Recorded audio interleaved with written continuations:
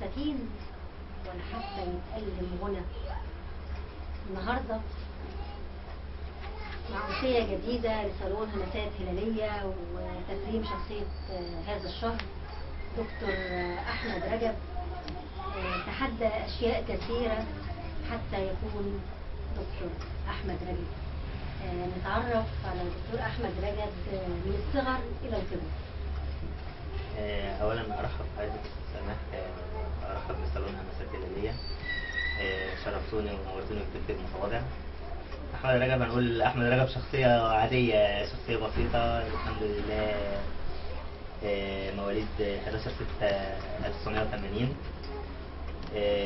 مدينة وسنا، محافظة المنوفية. أنا متربي وعايش تقريبا طول حياتي في البيت ده، أو الشقة ديت كانت شقة الحاج الله يرحمه والحاجة ربنا يحفظها لنا ويخليها. كان معايا ليا أخ محمد وأختين بنتين. الحمد لله ربنا وفقني في الدراسة، الحمد لله كنت نقدر نقول متفوقين مجازا لحد ما ربنا أكرمنا في الآخر. اتخرجت كلية صيدلة دفعة 2002 من حوالي 13 سنة. الحمد لله اشتغلت بعد كده في مجال الشهادة اللي هو أو مجال التخصص كلية الصيدلة. اشتغلت في أكتر من صيدلية خاصة، وحاليا أنا مدير صيدلية عيادة التأمين الصحي، شغل حكومي في محافظة المنوفية، مركز وسنا بلدي. ودلوقتي الشقة اللي أنا بقول اتربيت فيها دلوقتي أنا متجوز فيها، معايا زوجتي هنا من حوالي 7 سنين، وعندي من الأبناء عندي يمنى 6 سنين، عندي يارا 4 سنين، ومحمد 9 أشهر. ومؤخرا يعني ابتدت تخرج مني الهواية اللي كانت مدفونة أو كانت مؤجلة، هواية كتابة الشعر والقصص. لكن هو دلوقتي الشعر وخصوصا الشعر العامي أكتر، يعني حبيت مجال الشعر. أنا أصلا قارئ للشعر من الصغر، أو قارئ بمعنى واسع، يعني بمعناه الشامل قارئ. وكان عندي معلومات عامة معقولة أو مقبولة. الحمد لله قارئ جيد للأشعار وخصوصا المدارس القديمة. أحب جدا المدارس القديمة، الشعر من أيام الشعر الجاهلي، الشعر الإسلامي، الشعر العربي يمكن، وحتى المدرسة الحديثة. بس ما بعد الخمسينات اسمح لي أقول لك اللي أنا بالنسبة لي بيبقى صعب عليا كمطلق، اللي أنا بحب اللي هو المدارس القديمة المبنية على سجع، على قافية، على وزن. ما بحبش قوي الشعر الحر، حتى بالرغم ان انا بكتب شعر عامي، بكتب الشعر اللي هو على النظام القديم، نظام الوزن، نظام القافية. ما مش بكتب برضه من النظام الحر، مش يمكن صعب عليا او مستصعبه. مش لا، انا لا اعيب اي نوع من انواع الادب، اي نوع من انواع الكتابة هو نوع محبب. طالما انت عندك جواك حاجة بتعرف تعبر عنها، عبر، اكتب. بس حاول لما تكتب انت ادام اكتب، بس ما تصنفش نفسك كاتب. صنفت نفسك كاتب يبقى تقبل النقد ايا كان، اقبل المقصلة اللي انت هتتحط تحتها. كتبت على نفسك شعر، اقبل اللي انت تبقى تنقد كشاعر. تقبل على نفسك، يعني ما تقولش لا انا شاعر لا يشق لي غبار، انا شاعر يعني شاعر كبير، انا كبير الشعراء، انا لا، الكلام ده مش هينفع. ليه؟ لان انت الكلام ده الناس بتسمعه، تقبله. لازم لما تكتب الكلام الناس يدخل جواها، يحسوا بيه، يسر عواطفهم، يدخل قلبهم، يؤمنوا بيه جدا. اللي هو الشعر دوت، ان الشعر ده بيعبر فعلا عنهم، عن مشاكلهم، عن همومهم، عن احاسيسهم، عن حياتهم. اتكلم في قضايا بس اتكلم صح. بس طالما قلت عنك اللي انت او صنفت نفسك اديب، شاعر، روائي، قاصر، الكلام من ده، تقبل النقد. ومن يتقبل النقد بيوصل بعد كده للأعلى. الكمال لله وحده، لكن بيوصل بعد كده للأعلى. فبس يعني دي نبذة مختلفة. معنى ايه النهارده؟ شيء قريب إلى قلبك. أنا بحب عندي أعمل حاجة كده اسمها كوكتيل. فهو كوكتيل يعني هما 3 حاجات ورا بعض، بس يعني إيه، أنا أعرف منهم اول حاجتين هنقول عباره عن احمد، تعريف احمد الانسان او الشاعر، الله. وحاجه مرتبطه بيهم بعد كده، يعني بس على لزوم كده لزوم مختصرة. لزوم السلسله فعلا. طيب اتفضل. انا انسان وطول عمري انا انسان، عايش عادي، قنوع راضي، حابب عيشتي وكل ايمان. انا المتحدي اي ظروف، غلبت الضعف، صرعت الخوف، وشلت حمولي على كتفي، وفي الاخر بقالي كيان. بجهد حاربت طوب الارض عشان اثبت في يوم ذاتي، كافحت كتير في شغل عرقت، شقيت وتعبت في حياتي، ومهما طموحي بياخدني ما يمنعنيش ملوك الجان. غزلت من الامل اتواب تعدي بيا 100 حاجز، بدوق المر وعد صعاب، وطول الشمس لو عايز، وصخر اليأس مني داب، ولا هقبل أعيش عاجز، وبين الخطوة والتانية ما بيعنيش غير الرحمن.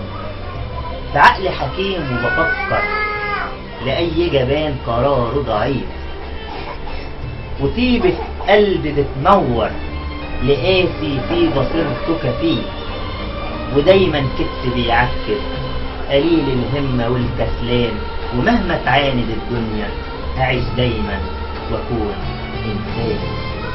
وانا الشاعر باحساسي اقول الغنوة والموال، انا اللي كلامي هز الريح، انا اللي كلامي هز جبال، انا الدمع، انا الضحكة، انا اللي كل ساعة في حال، انا المطحون باحزاني، انا اللي للحمول شيال، وهفضل دايما الشاعر اقول الغنوة والموال. انا الفكرة اللي بتنور ظلام الجهل جوه الكون، ساعات اكتب كلام عاقل وبرضه ساعات اكون مجنون، تلاقيني كده في حالي عايش هادي وكل سكون، ولما تجيلي افكاري اقوم في الورق زلزال. ما انا الشاعر باحساسي اقول الغنوة والموال. انا الصرخة في وش الظلم تقول لاي ظالم لا، احب العدل لما يسود وياخد ويا ايده الحق، اساعد كل حقاني ولو حتى هزقه زق. انا اللي قلمي دايما حر وعمره في اي لحظة ما مال، وهفضل دايما الشاعر اقول الغنوة والموال. انا الشاعر اكيد شاعر مليء الفكر والاحساس، كلامي اعز ما ليا ما يتسائل ولو بالناس، اقول الشعر من قلبي عشان يوصل قلوب الناس، وادعي يا رب قويني وثبتني على يد الحال، وافضل دايما الشاعر اقول الغنوة والموال. فينك يا مشواري يا ابو المشاوير يا مشواري، فينك يا مشواري يا ابو المشاوير يا مشواري، قريب من خطوتي ولا لسه كتير يا مشواري، قريب من خطوتي ولا لسه كتير يا مشواري، صبرت كتير ومستني وخايف عمري يستني، صبرت كتير ومستني وخايف عمري يسبقني، يا مشواري ما تسمعني، انا عارف تمام انك لا متمهد ولا انت حرير يا مشواري.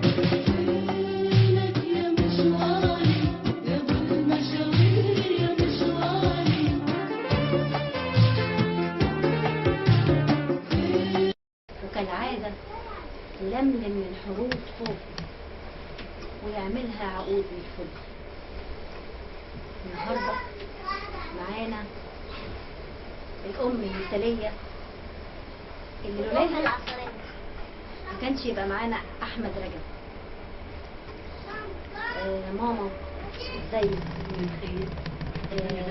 انا اولا بشكرك انا وفريق همسات هلاليه، لان عرفنا قصتك وقد ايه انت اسيتي وتعبتي، وكنت العمود الصلب اللي قدر يستند عليه دكتور احمد رجب من هو طفل صغير. هو طول عمره بجد ما تعبنيش، وطول عمره ممتاز، وطول عمره مكافح، وطول عمره عنده إرادة، وده اللي وصله اللي هو فيه.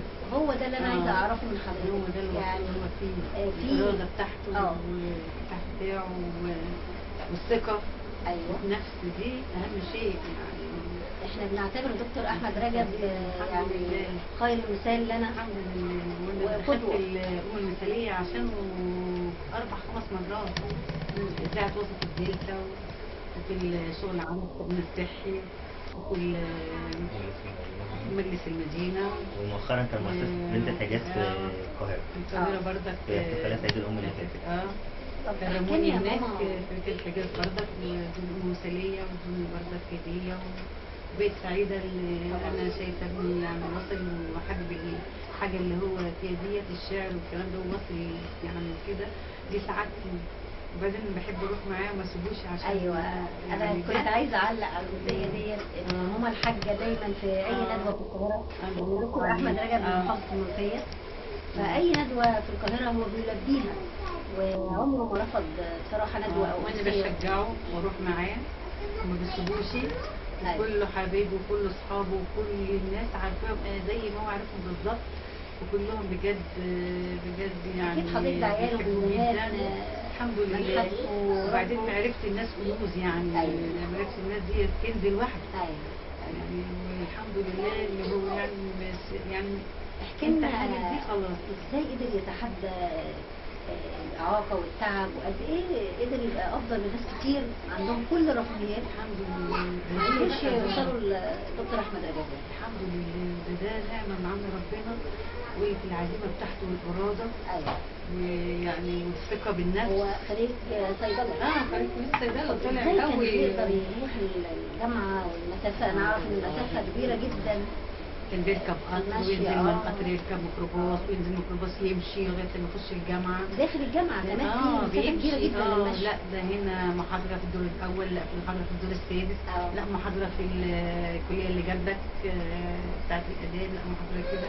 وبعدين يركب تاني يروح سبيرتي الجامعة المدينة، يقعد هناك يمشي برضه، فكافح طبعا اكيد شاف صعوبه، صح يا دكتور؟ تعب اكيد لقيت أكيد. صعوبات هي كتير. المشكلة في السفر فعلا، لأن دلوقتي الحمد لله. ويمكن التعب في السفر قبل كده اللي بيخفف شوية حدة السفر دلوقتي. يعني فعلا اتعلمت منه، يعني الحركة دي فادتني، حركة زمان فادتني في حركة دلوقتي. يعني أنا كنتش متخيل أبدا في أي وقت من الأوقات إن أنا دلوقتي مش بروح القاهرة بس، لا ما بقتش اروح القاهرة، بروح القاهرة وبروح الغربية ورحت المنصورة ورحت البحيرة ورحت اسكندرية ورحت المحلة. يعني تقريبا بقيت رحالة في خلال معرفتي بالصالونات الأدبية والندوات، حبا في المجال نفسه، حب وهواية. يعني حتى ساعات ممكن والدتي أو زوجتي بيستغربوا، يعني على ايه من التعب ده؟ ما انت ما بتاخدش من وراها حاجة. يعني احنا حضراتكم عارفين اللي الشاعر بيدفع من جيبه جهد وفلوس وتعب ووقت وسفر يوم بيضيع وبتيجي مثلا بالعكس ممكن يأثر على أداء شغل. بس يعني بس الحمد لله بفضل ربنا بنقدر نوازن يعني. فكون ان الواحد دي هواية الواحد بيحبها. بنقول ما احنا طول عمرنا ضايع، اللي احنا بنضيعه في اوقات في كلام فاضي او كلام طب ليه حاجة انا حاببها ما طب استفاد شوية. ويمكن خبرة السفر قبل كده او بقايا السفر قبل كده هو اللي بيساعدني دلوقتي في الحركة من مكان لمكان. الحمد لله. الحمد لله. احنا معانا برضك بيساعدوه كتير يا ولاد الحلال. هو دي دعواتك يا امي، يعني دي دعواتك يا امي. طبعا انت عمود البيت. الدعاء ده قلت يعني كنت في مكان وانا ما اروحش معاه يجي 50 مرة بتصل عليه واطمئن عليه واشوف هو فين، اكلت لا سبب صداع يعني. عملت ايه. لا انا سبب للبيت كله صداع مش لماما بس. انت هتشعروا مع ابنائك الشعور اللي هي حاساه دلوقتي ان ابني الصغير مكان لازم يقول بالنسبه للاطفال تانية كتير هو نقصه فيه، ولكن طلع افضل من كل الاطفال دول. الحمد لله. يعني اكيد داخل العيله في ناس مفيش اعاقه لكن ما وصلوش انه يبقى دكتور صيدلي، دي مش سهله على فكره يا دكتور. احنا مربينهم وشاعر. ما شاء الله عليهم. عندنا بردك اخوه باشمهندس محمد كليه هندسه مهندس ما شاء الله. مدني ما شاء الله. والحمد لله. وعندنا بردك الاستاذه مروه محاميه. ما شاء الله. وعندنا بردك منى خريجة آداب لا بس دكتور احمد آداب اجتماع. آداب اجتماع. هو الكبير بقى هو يعني ايه القدوة بتاعتهم. ايوه لسه كنت اقول هو وكان بيساعدهم كلهم أيوة. يعني في المذاكرة في معرفة أي شيء في أي حاجة. هو الأستاذ بتاعهم كلهم. أستاذ أبوه أستاذي كمان.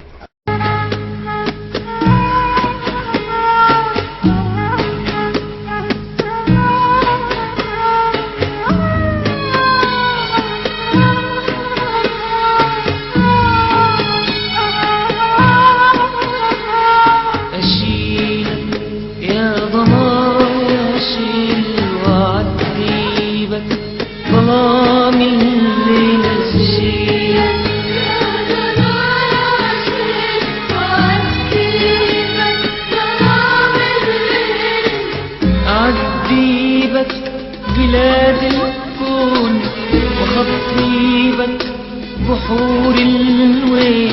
أعديبك بلاد الكون وخطيبك بحور الويل. واشيلك بين عيوني شيلك يا ضنايا شيلك. معانا النهارده يمنى بنت دكتور احمد. اكيد بتحبي تسمعي بابا صح؟ ايه رايك تيجي نسمع بابا، نشوف بابا هيقول لنا ايه النهارده؟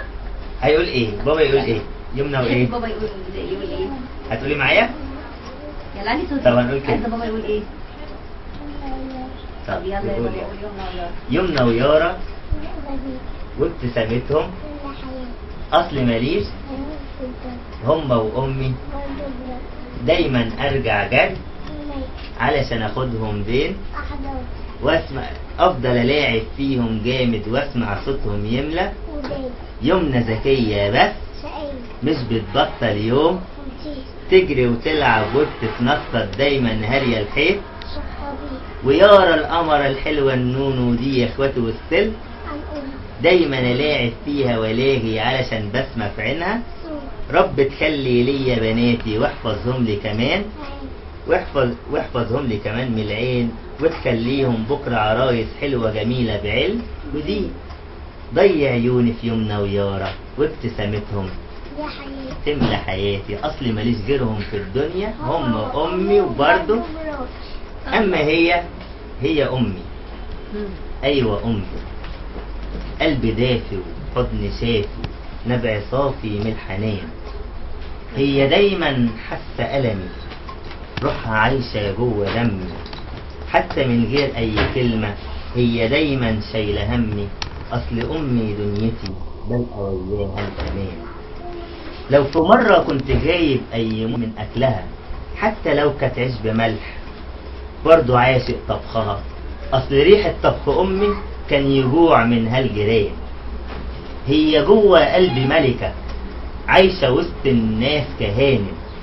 ذوق وشيك وكمان طعامة واسم أم الغالية هانم.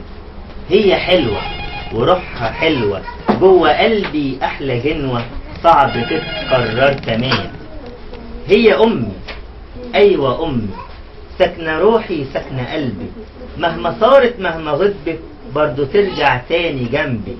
بفتكرها في صلاتي وادعي ليها بحفظ ربي تبقى دايما نور حياتي تبقى ليا صمام امان. ماشي في الدنيا بدعاء طالب الجنة برضاها مهما جيت او حتى رحت برضو متغطي بسماها. هي اغلى حاجة عندي صعب تتكرر كمان. هي احلى حاجة عندي بنسى وياها الزمان. اصل امي قلب دافي حضن شافي نبع صافي من حنان. اما هو لسه صورته قصاد عينيا لسه سامع برضه صوته لسه محفور جوه قلبي لسه عايش رغم موته. كان اصيل صاحب مبادئ كان ولا واجب يفوته، كان بيسعى بالحلال لاجل ما يدبر لقوته، كان بيعتز بكرامته واللي يلمسها يشوته هو ابويا. شغلته مهندس زراعي، كان حكم كورة كمان، بس كان لضميره راعي ولا مرة لعهده خان. كان بمعنى الكلمة راجل صعب يتكرر كمان، ده اللي كان سندي وظهري، كان كمان ليا الأمان هو أبويا.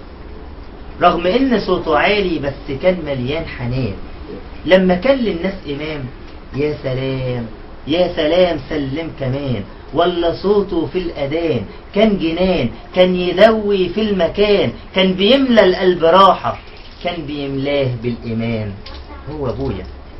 يا ما شالني فوق كتافه وعدى بيا المسافات، يا ما علمني في مبادئ خدت منه كتير حاجات، لو قعدنا نحكي عنه نحكي حوادث وروايات، بس أعماله تقولك صعب أصدق إنه مات. الله يرحمه. واحنا بكينا ماما الحاجة النهارده. هي كل ما تسمعها بتبكي يعني. ماما يعني احنا فخورين قوي قوي ان دكتور احمد دي ام عظيمه زي، وقدرنا نشوف ان مصر فيها ناس يا جماعه عندها عزيمه واراده قويه. دكتور احمد ده مثال لكل شاب وكل طفل بيقول ما عنديش امكانيات، اصلي مش قادر انجح في الحياه، اصل المواد صعبه. دكتور احمد ما كانش بياخد اي دروس خصوصيه. ايوه، وقابلنا عدد من المدرسين وبرضه قالوا انه ما كانش بيحب اي دروس خصوصيه، وكان من المتفوقين.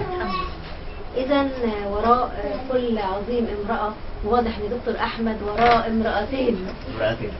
الام والزوجه.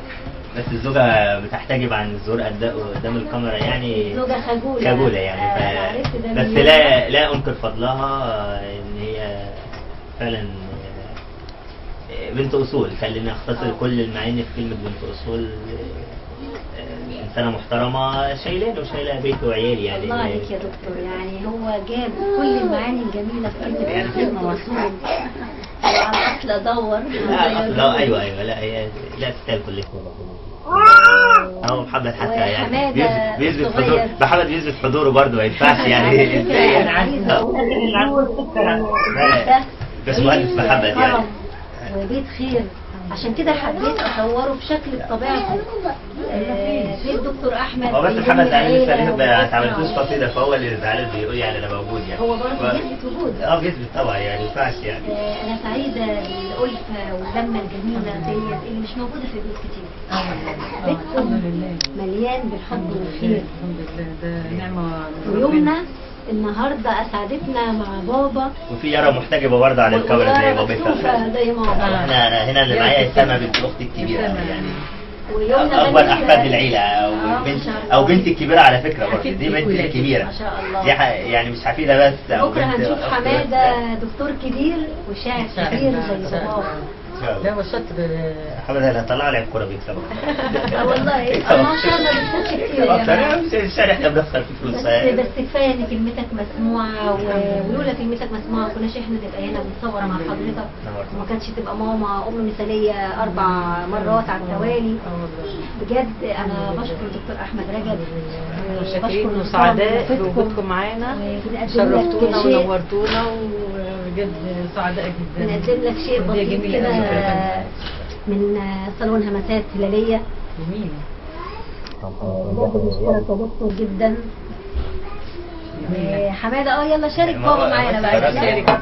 لا بس يا حبيبي بس خلاص دي اخر بسكه كده كويس قوي كده رضا. بنقدم لك شهاده تقدير بسيطه كده يا دكتور. دايما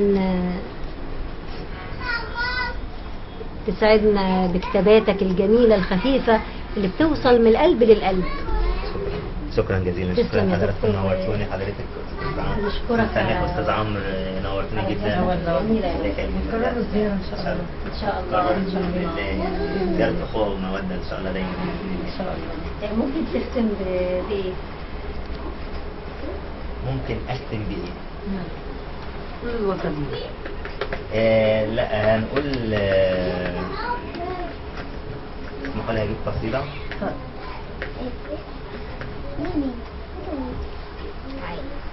وهعمل ثورة واتظلم عشان رمشك بيجرحني، وهتمرد وايد النار عشان صوتك بيذبحني، بغمزة يمين توديني وغمزة شمال تروحني، وبحر هواكي يسحلني يكهربني يمرجحني، وهجرك ليا يقتلني واشوف طيفك يريحني، يا ملكة لكل شفراتي ولا غيرك يفرحني، ما انا بالثورة هتظلم عشان رمشك بيجرحني، واكرر ثورتي تاني عشان من الحب تسقيني، واعلنها طوارئ حب ومن شهدك هترويني، واخد بوسة ورا بوسة ولو مليون ما يكفيني، ما انا في حبك قتيل غرقان، واحضانك تنجيني، ماليش في الدنيا دي غيرك يكون سندي ويحميني، وبعدك عني لو ثانية بيقتلني ويذبحني، ما انا بالثورة هتظلم